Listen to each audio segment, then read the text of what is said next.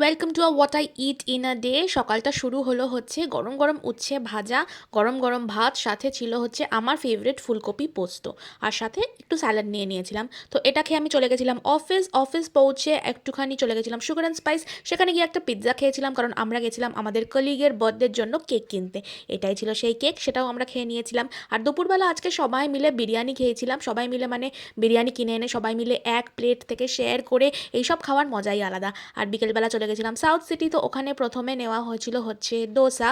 আর ডোসা খেতে আমার বেশ ভালো লাগে, বাট আমার যেটা ভালো লাগে সেটা হচ্ছে ওয়াও মোমোর এই মোমোটা, চিকেন চিলি মোমো। এটা খেতে তো খুব ভালো ছিল, বাট দামটা অত্যাধিক বেশি ছিল। বাট তারপর আবার আমি নিয়ে নিয়েছিলাম একটা সিজলার। আজকে এত কাল পর সিজলার খেলাম আমি, মানে সিজলার খেতে আমার ভালো লাগে, বাট অনেক দিন খাইনি আমি, জানি না কেন। তো সেই দিন খেয়ে আমার বেশ ভালো লেগেছিল। তো এটাই ছিল আজকে সারা দিনের খাওয়া দাওয়া, একটুখানি বেশিই খাওয়া দাওয়া হয়ে গেছে। মানে দুপুরে ভালো খাবার, রাতে ভালো খাবার, দিনটা বেশ ভালো কাটলো।